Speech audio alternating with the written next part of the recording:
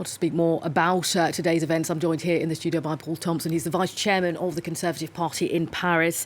Good to have you with us this evening on set, Paul. I mean, we saw in that report there, the French with a clear appreciation for the French language. You spoke French very well. We can imagine that King Charles III is going to keep this relationship with France quite a special relationship. I mean, we know he appreciates the French culture as well.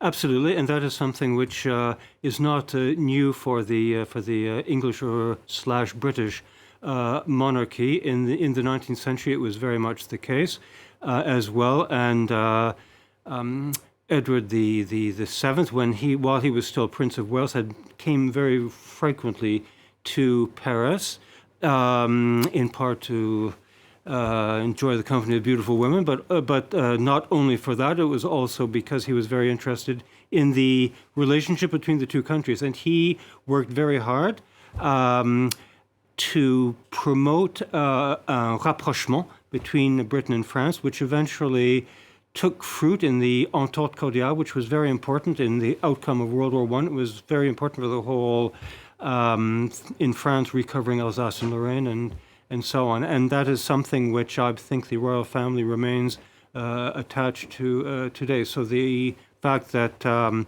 Queen spoke excellent French, that it's the case for Charles as well, is no accident. It's not a matter of marginal significance.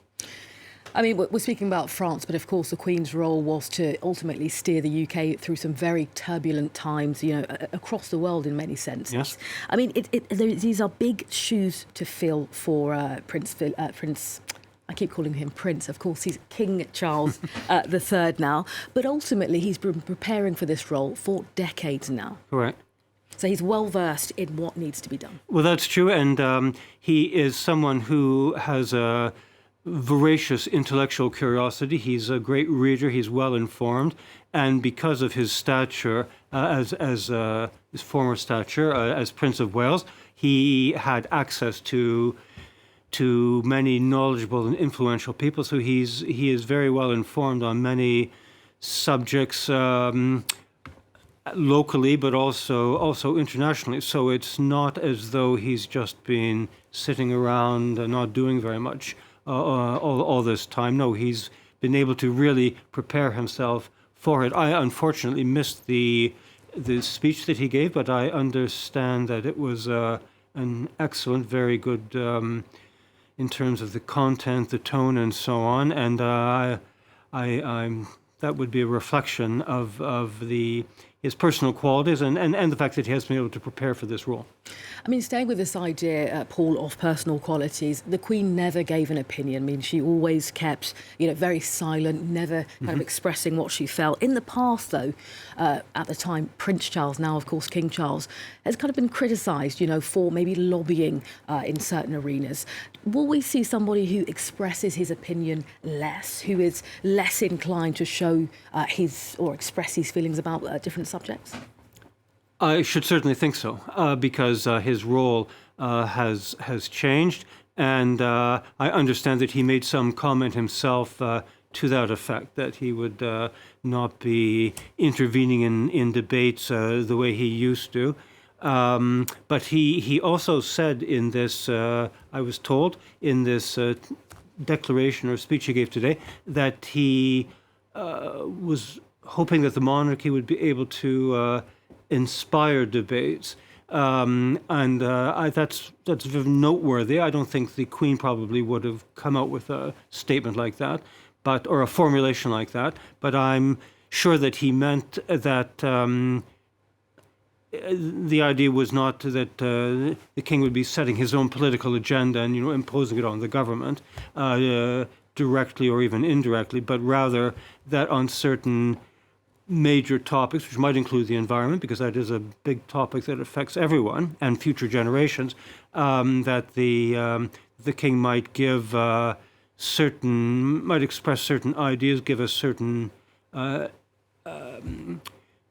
direction to, or encourage people to think about the importance of these issues, which one sees, for example, it's a very different context, but in Germany, the president of the Federal Republic is not part of the government, but what part of his role is to to nourish public debate occasionally on major subjects, just to get people thinking about things. And I wouldn't be surprised if Charles wanted to also be able to do that kind of thing. I mean, in terms of food for thought, from King Charles's inaugural speech, he touched on the changing face of the UK, the fact that religion is perhaps different today, the fact that the diversity within the country is a major issue to expect to deal with. I mean, how important do you think it is for the monarch to recognise that publicly and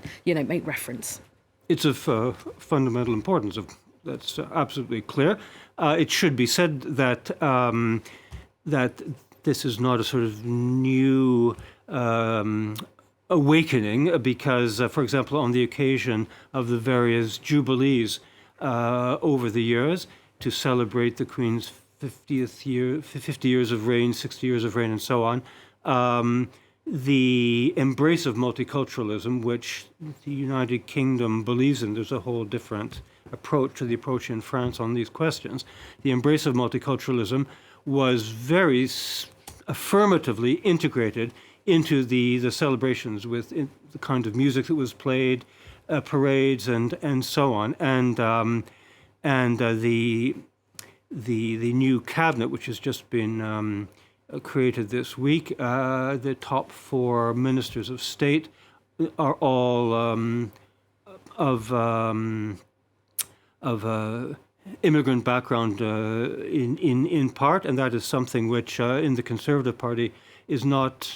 It's a complete non-issue. They're very competent people. They're sort of convinced conservatives, and it's just not an issue at all. And so it is, but it is absolutely important. But it's something which is already well sort of taken on board, I would say. I mean, speaking of this diverse government, and of course you're the vice chairman of the Conservative Party in Paris, I must ask you, Liz Truss coming into power, or being appointed, I should say, just a few days ago. I mean, this is a huge responsibility to take on as UK Prime Minister. Yes. How do you think she's doing? Well, she's only been there for a couple of days, so 3 days. I think a sort of a definitive determination of her abilities would be a little bit premature.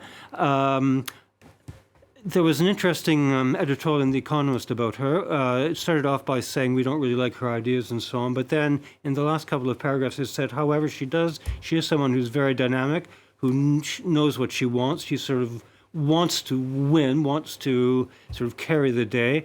And then it concluded by saying maybe these are qualities, after all, which are desirable in a prime minister. And so it sort of ended on this quite positive note. I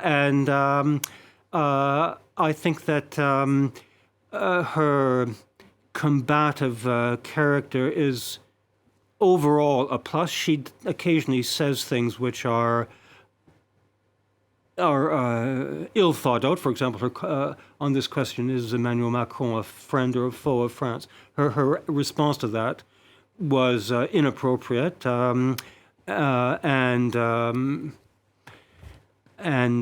I don't think too much store should be set by that. The context was, after all, a political meeting in which she was trying to score points.